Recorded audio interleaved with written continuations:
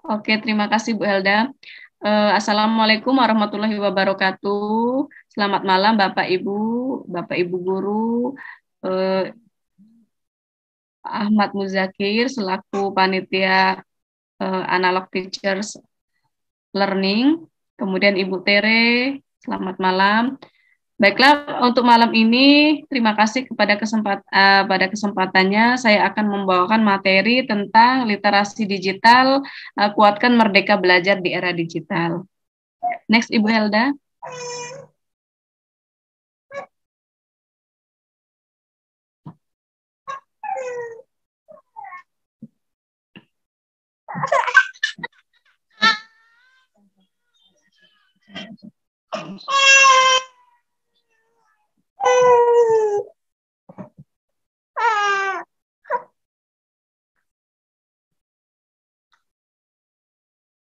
Oke, ini merupakan salah satu kutipan dari Pak Menteri kita, Mas Menteri Nadiem Anwar Makarim, yang menyatakan bahwa teknologi pada dasarnya perannya membantu.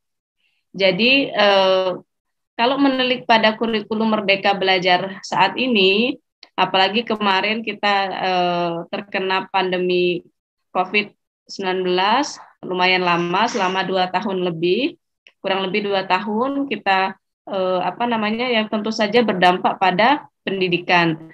Nah, teknologi ini cukup berpengaruh besar terhadap era kemarin, era pandemi kemarin, yaitu perannya hanya membantu, tidak bisa menggantikan peran guru sesungguhnya kepada proses pedagogiknya, yaitu proses pengajarannya. Karena tadi peran teknologi ini sifatnya memfasilitasi atau membantu, apalagi di era literasi digital, era digitalisasi, kemajuan teknologi di abad 21. Next, Ibu Helda. Nah, ini ada 4 pilar literasi digital. Jadi kalau saya dulu itu eh, sepengetahuan saya literasi itu hanya berpatokan pada kalau PISA itu literasi bahasa, literasi matematis, kemudian literasi sains. Nah, saat ini ternyata ada literasi digital. Kalau dulu saya berpikiran literasi itu hanya kemampuan dalam membaca ya, kemudian matematis, sains. Ternyata literasi itu adalah kemampuan seseorang dalam memahami suatu misalnya sains apa gitu. Kemudian matematis misalnya lebih ke penghitungan. Nah, untuk literasi digital sendiri ternyata ada 4 pilar yang harus dikuasai dan dimiliki oleh pendidik maupun peserta didik di era abad 21 di kurikulum Merdeka Belajar ini. Apa saja? Yang pertama adalah digital skill, yang kedua digital culture, yang ketiga digital ethics, dan yang keempat digital safety. Next, Ibu Helda.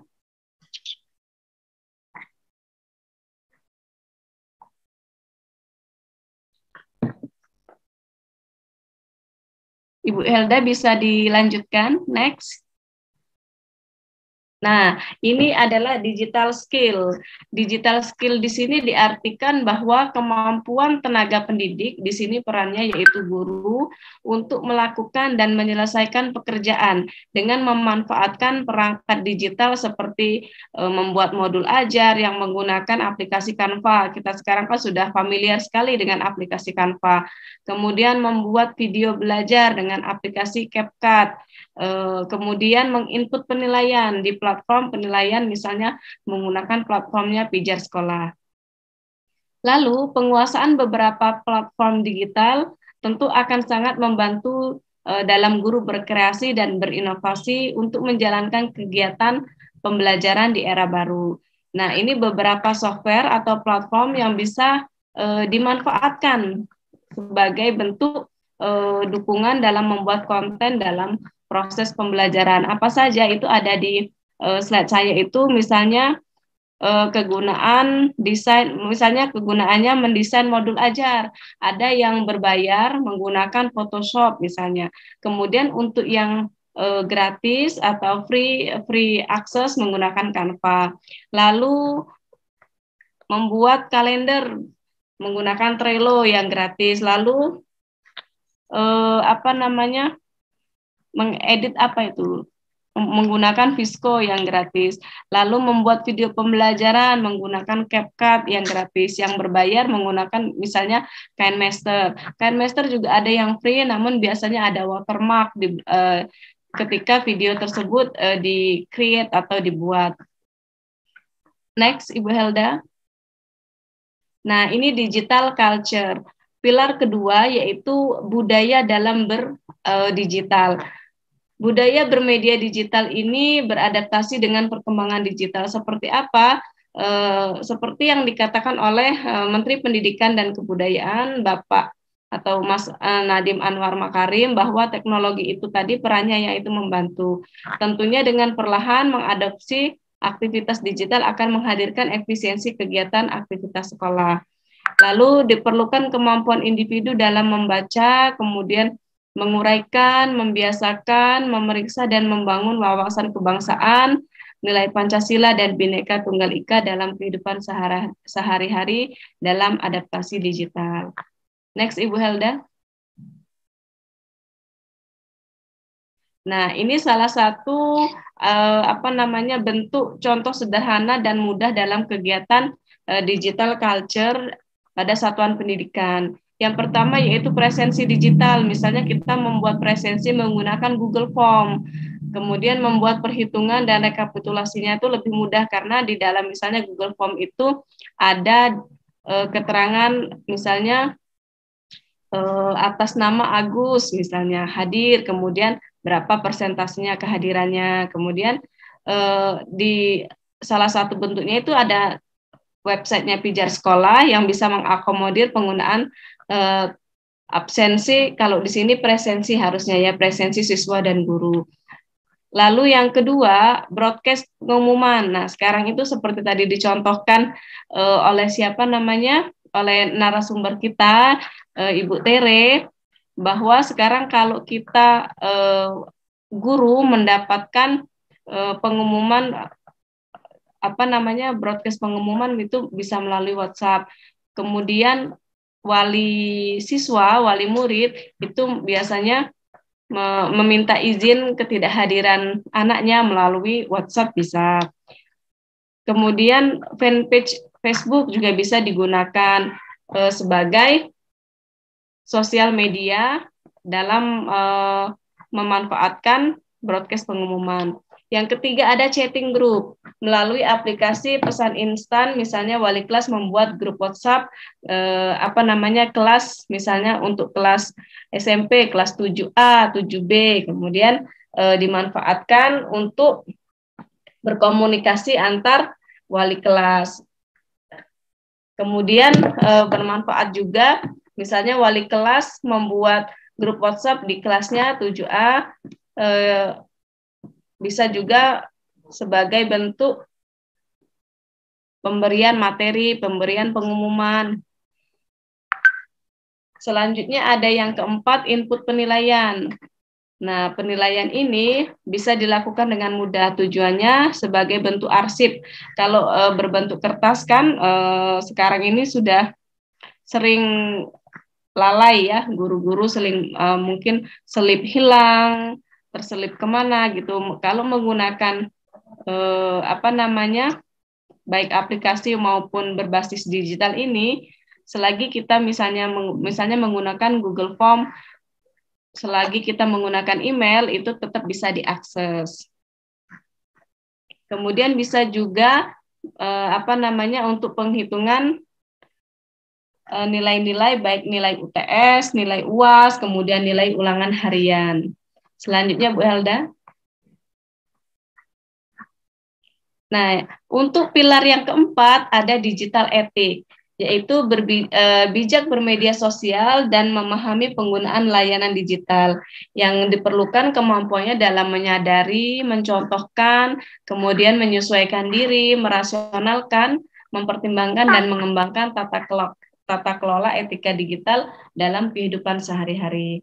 Karena seringkali kita itu menggunakan software digital itu hanya dengan klik tombol next, next gitu kan, tanpa kita sadari bahwa ada syarat dan ketentuan yang harus dipatuhi dan disepakati.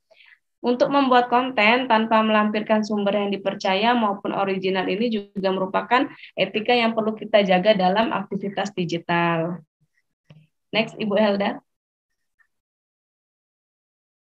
Nah, ini ada 6 hal yang perlu dijaga dalam bermedia sosial. Yang pertama adalah jaga informasi yang bersifat pribadi. Karena sekarang era digital, apapun bisa diakses, kemudian data-data diri kita ini harus sebaik-baiknya tidak terlalu diberikan secara umum di medsos. Kemudian jaga etika berkomunikasi, lalu jaga kebijakan memilih teman bermedsos. Jadi kalau kita kalau di Facebook itu kan ada tambahkan teman, misalnya teman A saya mengenalnya gitu di dunia nyata, kemudian kita konfirmasi, kita tanggapi menjadi teman kita di Facebook secara dunia maya. Atau ada yang belum kita kenal, bisa kita chatting terlebih dahulu, mengetahui Facebook kita dari siapa, misalnya mengkonfirmasi ya. Selanjutnya ada jaga kebijakan dalam memposting.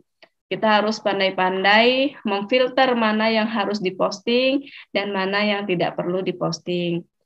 Lalu jaga karya seseorang dengan melampirkan sumber postingan. Biasanya mengutip dari siapa, disertakan sumbernya. Yang keenam, jaga kewaspadaan, jangan mudah tergiur. Misalnya ditawari berbagai macam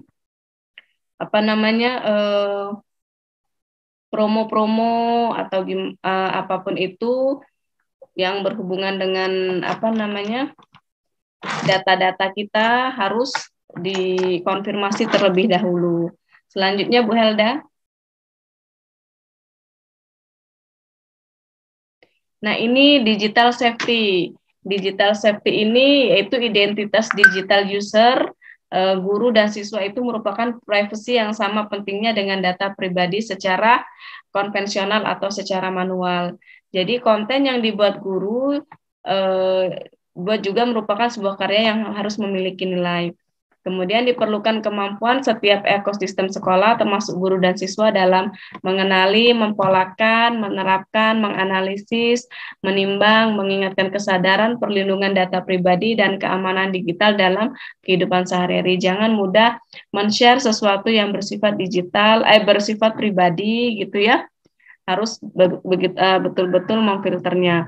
Kemudian hal yang kecil yang perlu dilakukan dalam dunia pembelajaran digital yaitu mengubah password berkala akun-akun layanan digital seperti email, kemudian medsos-medsos kita itu secara berkala dirubah, jangan sampai dibiarkan begitu saja. Kemudian melakukan verifikasi 2 langkah, misalnya email pribadi dan nomor telepon kita. Lalu ada email cadangan biasanya yang diminta oleh aplikasi. Dan tentu masih banyak lagi yang perlu diperhatikan dalam pengamanan berselancar di ruang digital atau di dunia maya. Next, Ibu Helda. Oke, terima kasih kepada Bapak Ibu yang sudah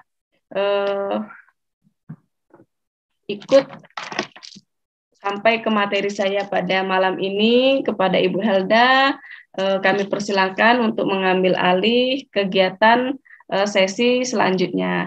Assalamualaikum warahmatullahi wabarakatuh.